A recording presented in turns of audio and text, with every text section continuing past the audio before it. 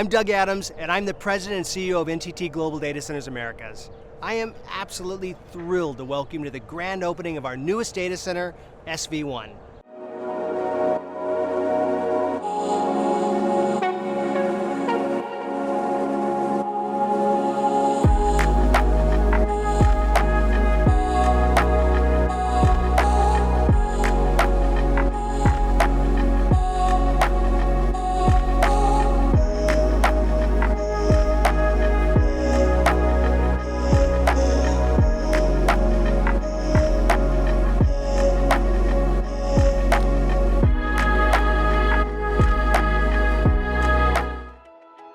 I've been with the company for a little over 20 years.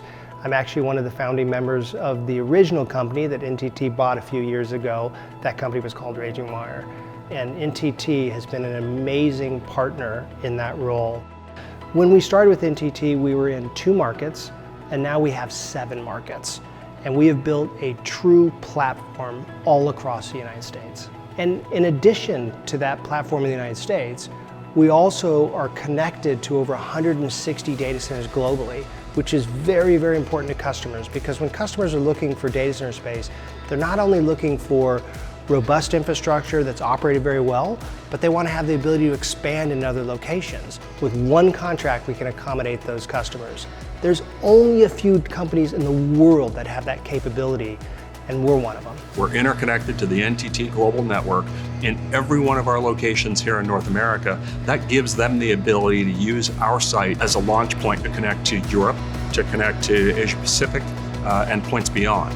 The breadth of the portfolio globally, as well as the overlay of the breadth of the NTT Global Network, really sets us apart from other data center providers that may be strong in one region or may be strong in one metro, but they really don't necessarily have a global portfolio that allows you to take capacity from one location to another and quickly interconnect it, as well as come up with a commercial structure that enables capacity across our markets and across the globe. So I think that really sets us apart. So 2 years ago at PTC, we announced that we were investing $7.5 billion in global infrastructure for the data center business all across the world. And so that's allowed us in the US, for instance, to build in Chicago, Illinois, Hillsboro, Oregon, Phoenix, Arizona, and right here in Silicon Valley. We're right down the street from headquarters of many, many high-tech, technology-based businesses, and right in the heart of Santa Clara, which is very favorable to the data center business and this type of development. Silicon Valley is a very unique market.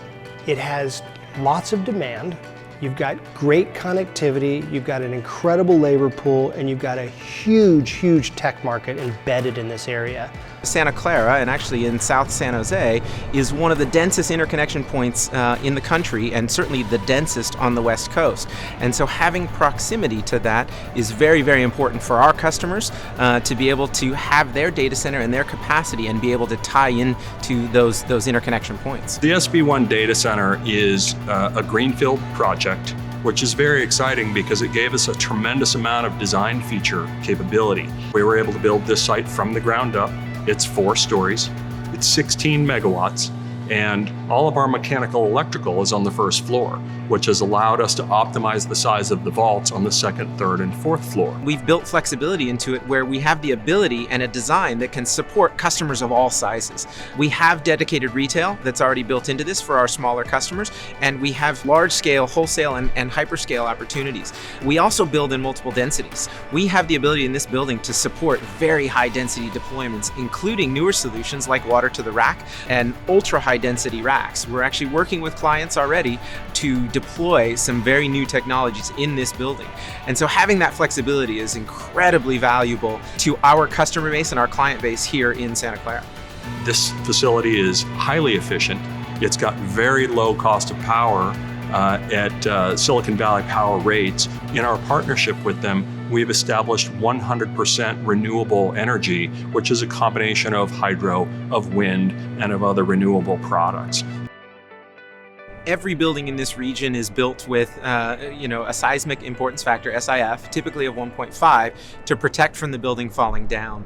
What makes this more unique is the base isolation system actually allows the building to move in the event of an earthquake. And what that does is it protects all of your data center gear inside the data center. So not just the building itself, but everything inside of that building is going to be better preserved than it would be in a traditional building. We are the only data center in this area that is seismically isolated.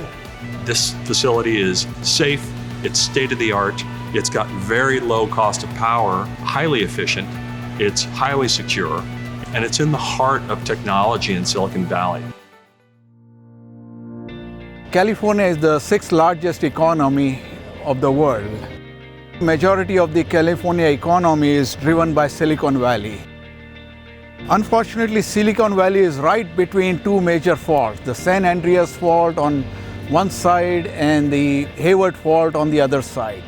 It could go within a matter of 30 seconds from being the largest to the bottom, because earthquakes do not distinguish what kind of structure you have, what kind of economy you have. So the potential of a very large earthquake is in fact very real. I am Anup Mokha, Vice President with Earthquake Protection Systems, and many of our structures on our technology that we invented have gone through small to magnitude 8.8 earthquakes and have performed as expected. When NTT came to us, their basic objective was to make sure their employees will be safe during a major earthquake. For this expected site, what is the maximum earthquake that this site will ever see during its 50-year design life? We've worked with the engineer to ensure that the data center, not only the structure, but the architectural and the contents remain functional and operational. We were able to fine-tune this isolator to minimize the force that goes in the structure. We are designing isolators that can move plus minus 2 meters in an earthquake.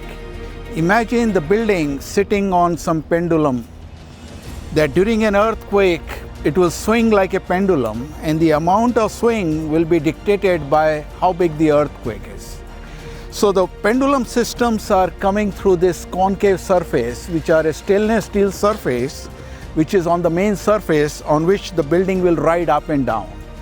This proprietary liner material controls the friction that controls how much the isolator will move during an earthquake. The pedestal will be fixed to the ground while the structure above will be moving relative to the ground. So we are in fact using nature to counter the effects of the nature. Even in an earthquake region, to have a data center to remain functional and operational, it does give them an added benefit and an added value. Welcome to NTT's Silicon Valley Data Center. I'm Bruno Berti, Vice President, Product Management for the Global Data Centers Division of NTT. And I'm standing in front of our brand new SV1 data center located in the heart of Santa Clara, California. Before we go take a look inside, I want to talk about one of the most important features of this data center, and we can't see it from up here. What you are looking at is SV1's unique earthquake-resistant design, the base isolation system. This system is the first of its kind for data centers in Santa Clara. There's 54 pendulum systems that the building is built on top of that allow the building to sway up to 32 inches in any direction. These dampers connect those pendulum systems together to slow that movement down during a seismic event. This design is unique to this area, and it's there to make sure that everyone and everything inside the building stays safe. Now that you've seen what's beneath the surface, let's step inside. So all visitors into the facility must check in with our security staff and bring government-issued photo ID. Hey, Daniel. Our in-house staff are here 24/7 to ensure the safety of our clients, employees, and infrastructure. Our security teams are all NTT employees. We do not outsource to any third-party providers, We have more than 170 real-time security feeds. We use the Avigilon H4 fisheye camera line to have real-time alert security using pattern-based technology. All of our data centers offer three-factor authentication. So the first is something you have, which is the badge. The second is something you know, which is a PIN number associated with this badge. And the third is something you are, which is where our biometric morpho wave comes in. So for me, in order to enter this facility, I got a badge and I have to scan. Please step into the door. Right after we walk in through the main doors, you'll find easily located all of our client amenities, including Hoteling workspaces, break rooms, kitchenettes, client office spaces, conference rooms. And as you walk around, you'll find that our building has full Wi-Fi coverage throughout.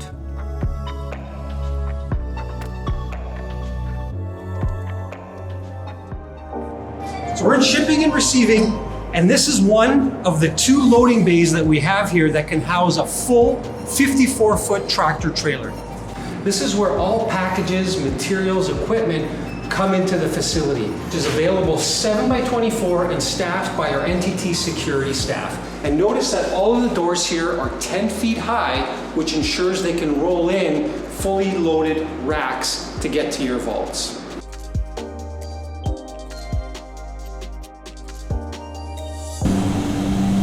And if you or your equipment have to get to the second, third, or fourth floor, this is our freight elevator capable of holding over 8,000 pounds to take you up to those floors. But this isn't the only elevator on the campus. Our passenger elevator can double up as an equipment elevator as well and carry over 5,000 pounds.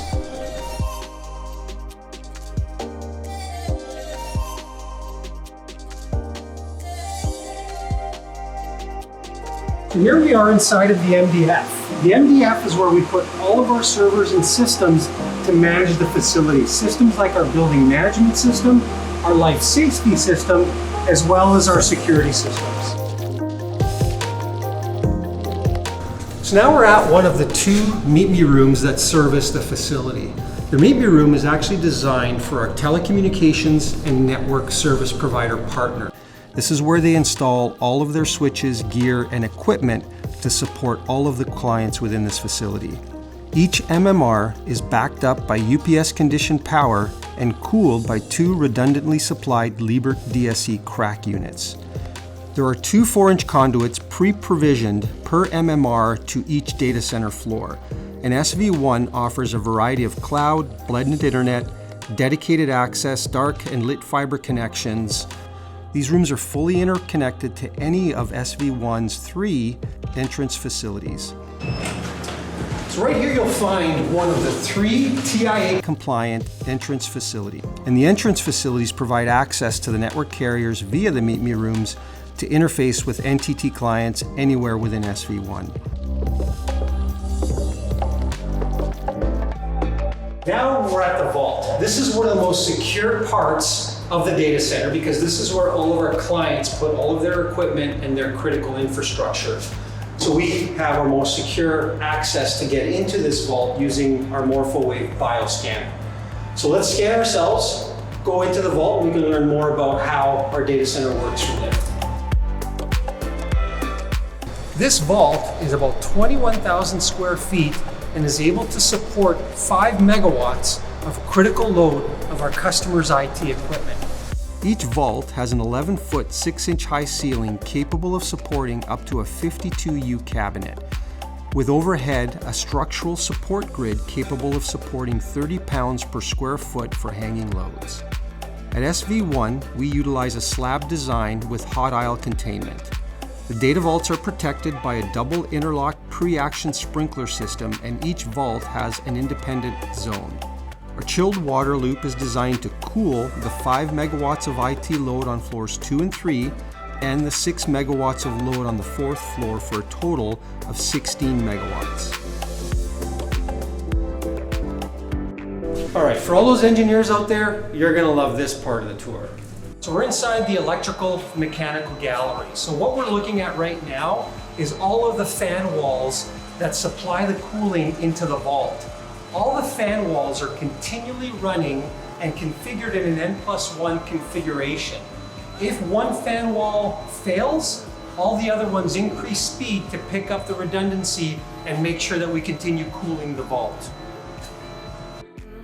There are 16 air-cooled chillers serving the facility's 16 megawatts of IT load on our roof. The chiller plant rotates chillers when one fails to start another chiller automatically. Each chiller is rated at 366 tons and is configured as an N+2 redundant system. The chillers have integral free cooling coils to make use of cool ambient conditions in this area to minimize power consumptions when the ambient temperatures allow us to. So the first floor is also where we have our 2 electrical rooms. So electrical rooms is where we put all of our Mitsubishi 2 megawatt UPSs as well as our lithium-ion battery banks that service the whole facility.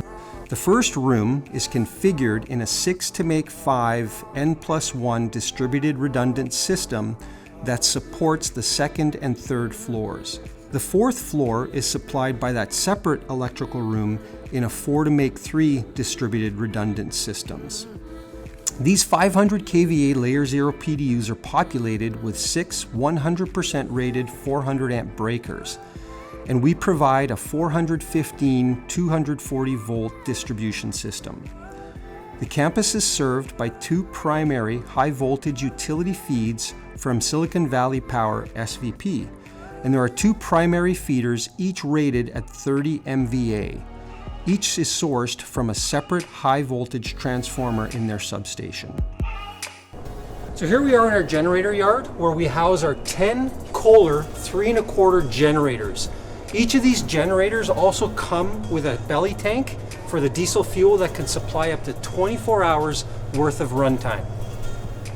These generators are constructed in an N+1 configuration per electrical system, with 10 of these 3 1/4 megawatt generators to support the 16 megawatts of IT load. Additionally, we have 1 megawatt generator dedicated for house power. And that wraps up our look inside of SV1. On behalf of NTT Global Data Centers, I am proud to announce the official opening of SV1 in Santa Clara, California.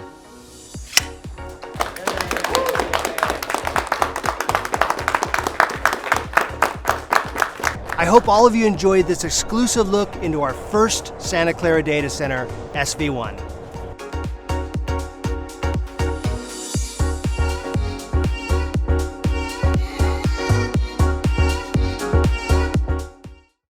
Bruno, thanks for joining, and good afternoon. Hey, thanks, Steve. It was actually our second virtual grand opening, so I think we're getting good at this, but I'm anxious to start doing these things live pretty soon again. Yeah, we are. For those of you that have been at the historical data center openings, much more fun when we can be together and take a walk and see the data center in person and ultimately end usually with a cocktail. Makes it a little more fun. I will say as one small thing, we couldn't we couldn't be in the data center, and so we wanted to bring the data center to you. For those of you that are following our social campaign, we've got some cool stuff going. We have some amazing little models of the building. I know the team is very proud of the design and the beauty of the building itself, and so we've been having some real fun there. I encourage you guys to go take a look at some of the stuff that's being done on social right now. So let's dive in. I see a few questions coming in. One of the areas I think we should start in is the base isolation. I think everyone talks about the safety of buildings in Santa Clara, in Silicon Valley overall. We're all very well aware of the earthquake risk and how do we protect the building. And most buildings are built to withstand pretty significant earthquakes. So talk to us a little bit, Bruno, about how this is different and why this is so interesting and so unique in this market.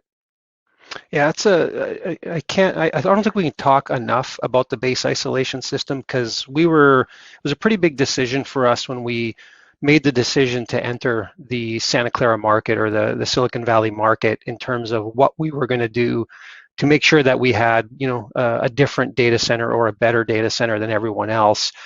And fortunately, we had NTT behind us at the time that had deployed these base isolation systems in their Japanese data centers. And it actually survived quite a few earthquakes that had happened there. So we looked very seriously at this base isolation system before we even had land in Santa Clara, and really decided early on that this was going to be a key thing for us and a key technology that we wanted to deploy. We were talking about this years before we even had a design of the data center. And I think if you look at a traditional building in Santa Clara, because Santa Clara has code and jurisdictional dependencies on how buildings get built. They have to withstand an earthquake. I think you mentioned on the video seismic importance factors and different ways that buildings have to be built, but they have to meet code, which means they have to be seismically braced.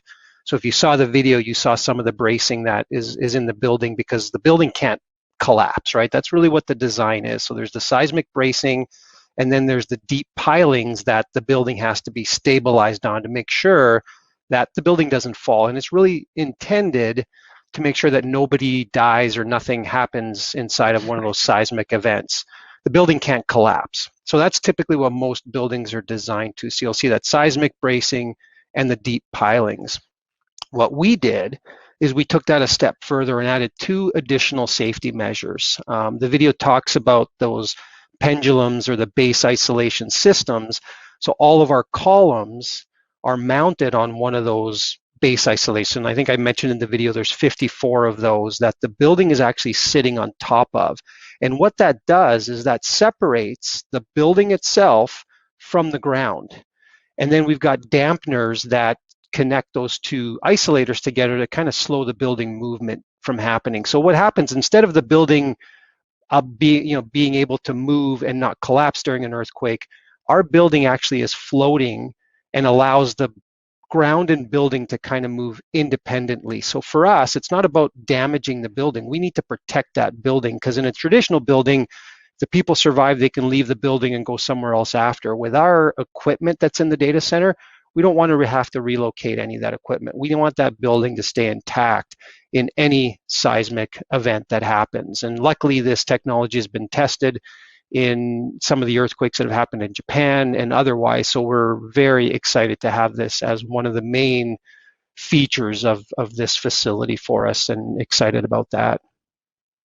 Yeah, no, it's interesting, and I encourage those that we were able to get under that building and to see the size and scale of the dampeners and the way it works is truly amazing. So one of the questions that we're always getting is how far does the building move? And I'll amend that, because it's really how far does the ground move under the building? But this has all been ingrained in us. But talk a little bit about that amount of movement, because it's pretty significant. So it's currently designed to be able to move about, let me make sure you guys see my hands. I need to talk with my hands, it works better. But it's designed to move about 32 inches. That's kind of the leeway that building has from the ground.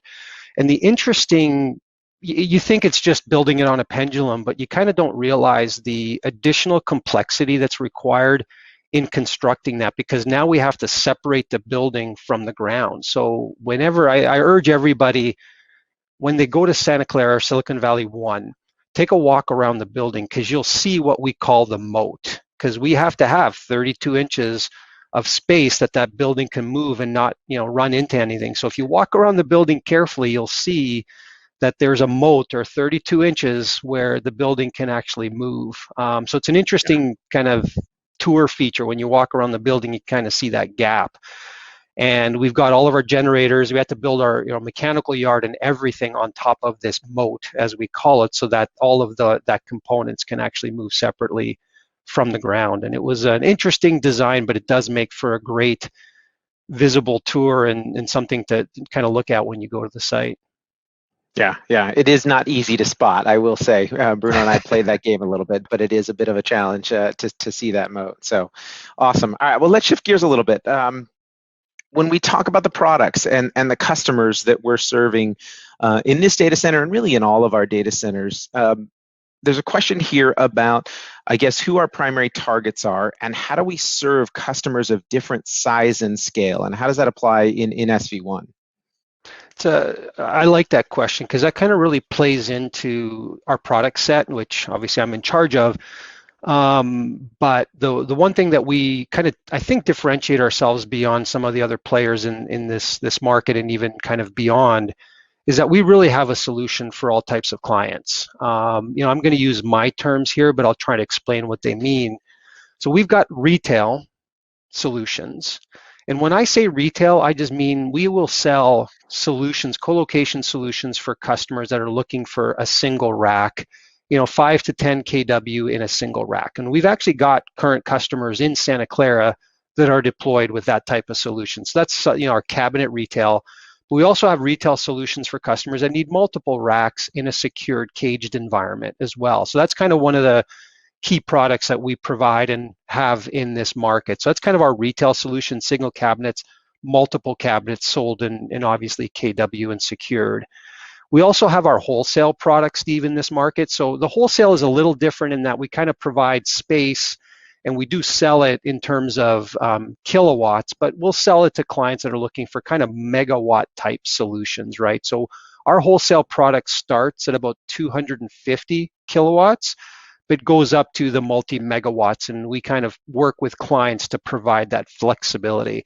So we can divvy up one of those vaults for either retail clients or wholesale. And then also, we've got some clients that are interested in taking up one of those whole floors. We call that kind of our scale solution, and we do have that ability. And the benefit of that is they get total control over security, they get total control over the complete electrical system, they get control over the cooling system if they take the entire data hall. And we do have customers that are basically looking at taking one of those whole floors in that data center. So the unique thing for us, at least in Santa Clara, is that we've got 3 floors of data center capacity and data center white space, and we can kind of break up the solutions based on what the customers need. So we're not focused on any one type of client. We really, I think, pride ourselves in the fact that we've got a flexible solution and really work with the clients based on their needs to ensure that they can fit within our solution. We try not to push our solutions to our clients. We try to really work with them and make sure that we have something that meets their needs and can deliver that accordingly. Yep, no, that's great. And there's actually a related question there that has come in. When will SV1 start to carry live customer traffic? When do we anticipate full capacity? I think we both know the answer to this one, but do you want to speak about kind of where we're at with some of our customers moving in today? We are, yeah. So the building officially opened. I know we're doing our grand opening today, but our building officially opened in April, and we've got customers already deployed. We were there, a week or two ago, Steve, and we have another customer that's basically deploying a larger footprint in there already. So we've got retail solutions live. We're already carrying live load in that facility, actually on the 2nd floor, and we've got another couple large clients moving in into that floor. So we're expecting full load very soon, actually. So we're pretty excited about the data center. It was probably one of our most successful launches, actually. Absolutely. It's been very successful and very quick. I think we've all been very, very pleasantly surprised with that. So let's come back to the product discussion a little bit. You talked about the vaults. We have 3 different vaults, one on each floor. Is there any difference between those vaults? And talk about, size and density and some of the different, the nuts and bolts, so to speak, of what's sitting behind speeds and feeds. Exactly. This is my favorite part, right? The geeky stuff. So each floor, it's about the same square footage, and you see kind of the layout within the floors, and we've given a lot of flexibility. So about 21,000 square feet of space. They're all cooled with the fan walls that line both sides of the wall. We've got the mechanical and electrical galleries that are outside the vault. So inside of those vaults, at 21,000 square feet of space is totally available for our clients. We don't put any of our equipment inside of those vaults.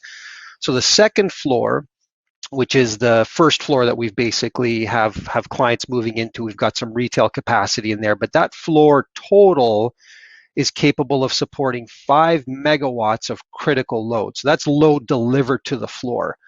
That doesn't include the extra load required to cool it and light it, et cetera. That's pure critical IT load that's available for our customers to use. So 5 megawatts on the 2nd floor. The 3rd floor is a mirror image of that. So that's an additional 5 megawatts as well.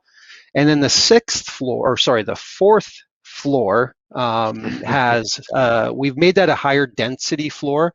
So that's actually a dedicated system, electrical system, and it's capable of providing 6 megawatts. So a little bit higher density for those customers that actually are looking for a little bit of a higher density solution, and we can deliver 6 megawatts on that 4th floor. Yeah, and I think that the message that's underlying there is that we've designed some flexibility into the building to support all different types of requirements, not just, as you said, size and scale, but varied densities. And so it's kind of exciting, particularly in Silicon Valley. We are seeing more and more customers who are looking for unique solutions, and this building is really ready to support a lot of those requirements that we're seeing come in from new clients. Yeah, and that's Awesome. Yeah, that's So, a good point. go And ahead, Bruno. just to add to that too, in terms of we've built our basic product and obviously are delivering that, but there is room inside of our mechanical galleries that we've added room for additional PDUs or additional fan walls, like you said, to really adapt with some of the changing needs, because we knew this building was going to be around for a while and wanted to make sure that we took advantage of some of the technologies that are actually being driven out of Santa Clara. So there's room to add equipment, there's room to modify designs, and like you said, we're ready and excited to start delivering water right to the floor, right to the racks, right to the chips that some of our clients are looking for. So we're ready for those challenges and those opportunities.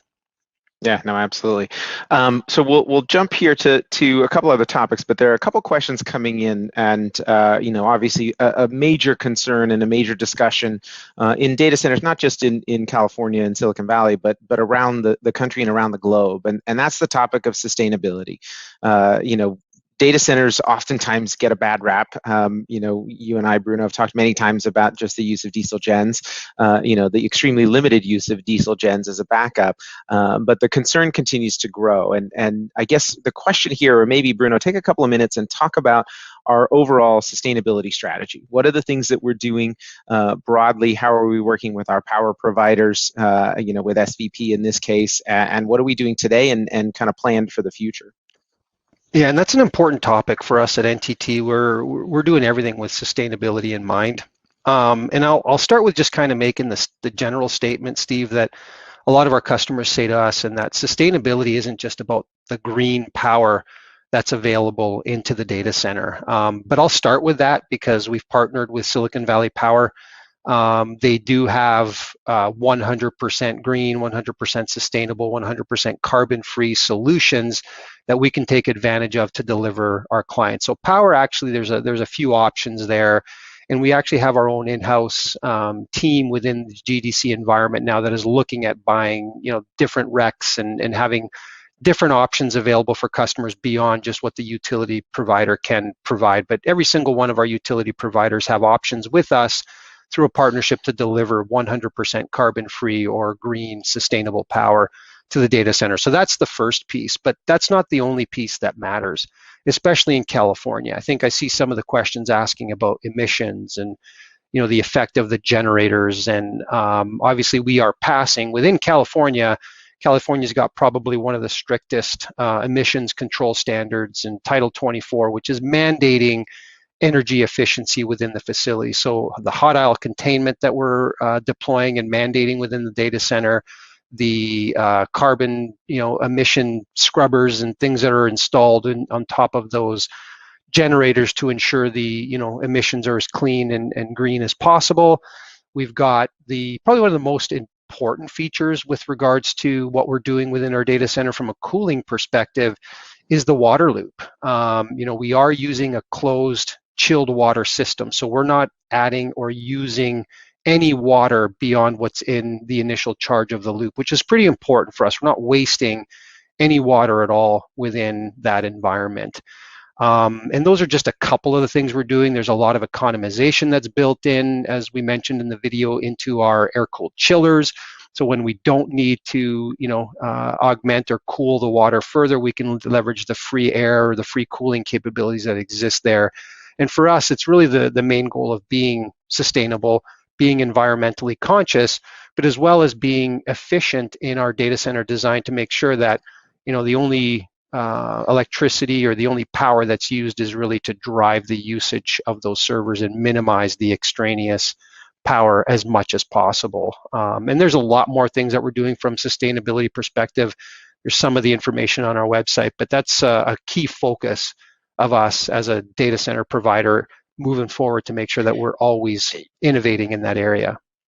Yeah, no, absolutely. And I would say it's not even just a data center piece, right? This is one of the big initiatives for NTT overall and across all of our business lines. It's something that we are spending a lot of time on.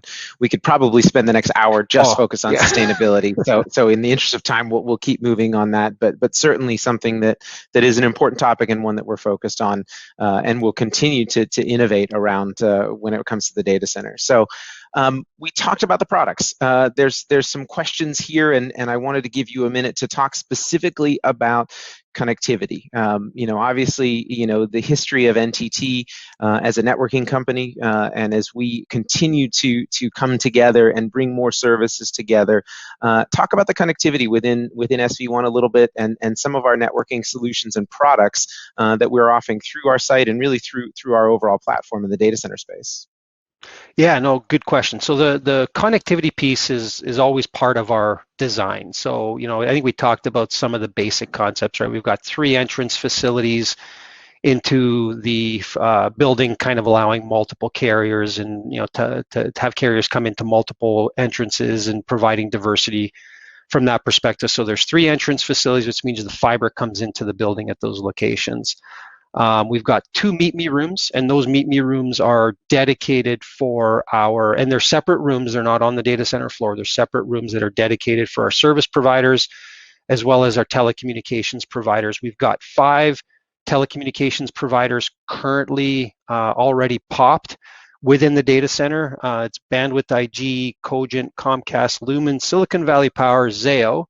We're currently working with Megaport, which is our cloud connectivity partner that we have a great relationship with to have a presence there. Actually, they're building in currently, as well as NTT. As you mentioned, NTT has a breadth of networking services to bring them in to offer all of their services within our portfolio. So that being said, I want to stress the fact that we're carrier neutral and make it easy for any of the carriers in the area, and where you have a whole team on my team that's working with those carriers to make sure that we make it as easy as possible for them to come into the data center, and we're carrier neutral from that perspective. But we understand, Steve, that our clients need connectivity services. A data center without the ability to connect is I've heard the term, it's nothing more than just a big refrigerator. But we do have some services that we offer kind of under our umbrella. So we have a blended internet product that we offer in all of our data centers, and we love our customers to take advantage of that blended internet. We make it easy, make it part of the co-location bill. And then we also have a Campus Connect product for us, which is really interconnecting all of our data centers that we're evolving onto an SD-WAN platform. So it's really exciting, some of the evolution and changes we're making with our Campus Connect product, which is our campus-to-campus interconnection solution. But then I think some of you have probably seen a press release that we sent out a week or 2 ago, that as GDC, the Global Data Centers Division, is launching a Global Data Centers Division Interconnect product, or GDCI. So that's going to be available in Santa Clara as well, which is going to interconnect the whole GDC platform together and actually provide a breadth of solutions on top of that. So we've got a pretty good set of connectivity solutions in Santa Clara that we're excited about. Yep, no, that's great. That's exciting stuff. So we've got a couple of quick minutes. I've got one more question for you. One of the things that I think we've all obviously been living through this for over a year now, but we love getting people into the data center. Obviously, one of the biggest things you want to do is be able to see the data center. Where are we at, and what is our COVID protocols? Are we able to do those tours and kind of share with our audience today kind of where we're at in terms of seeing the data center in person?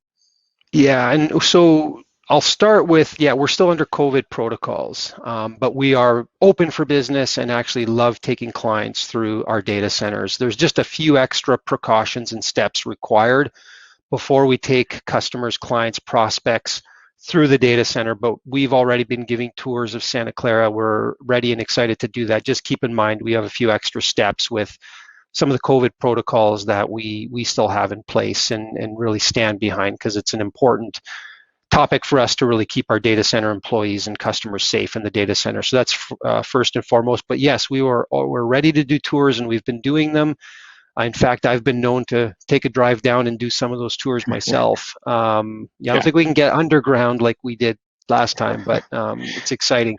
But the other piece is we do have, some of the things that COVID has really brought to us is we've got a whole suite of tools now with the video tours that we have available, the kind of guided 3D kind of walkthrough tours, and have been using all of those tools. But yeah, we're excited and ready to do some of these tours, Steve, and I can urge anyone on this call that hasn't been to Santa Clara to take a look. It's probably one of the most exciting data centers I've been at. Yep. No, If you don't mind, Steve, I kind of see a couple of questions with regards to the market in here, and I know that this is something that's kind of near and dear to your heart, and obviously some of the help and value that you've brought to the organization with even selecting sort of where we're going in Santa Clara. So, I guess the first question that I'm seeing on here, because as Raging Wire before NTT was kind of really found in Santa Clara and tried to founded in Sacramento and tried to stay away from the Bay Area to some degree. One of the questions I'm seeing is, why did you go into Santa Clara given some of the challenges with emissions and building and all that? Why Santa Clara? Yeah, that's a question we've asked and answered a lot, and as you know, Bruno, near and dear to my heart. I've probably looked at almost every building in all of Santa Clara. I guess a couple of things that I'll just share with this audience, and some may already know this already, but.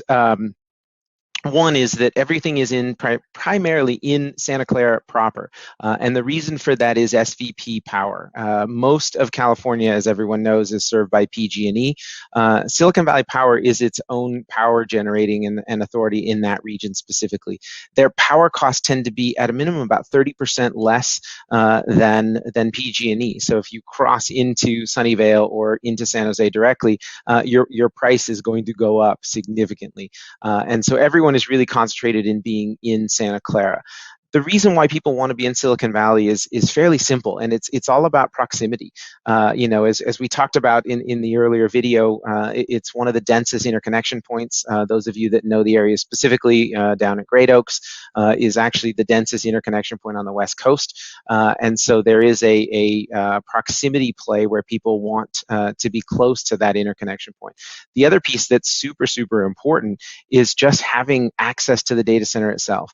There are many low-cost alternatives in all parts of the country, but they're not always easy to access. And we have so many customers and clients whose headquarters are right there, and they want to have access to the data center. And so strategically, it's a great place to be. I think as the question's coming in, it's a difficult place to build. It's a difficult place to find land. There isn't literal greenfield like there are in other markets where you can find farmland and light industrial that can be easily converted. It's very difficult, and so it's something that we feel is important and worth the work to go from there. So as I said, we're excited.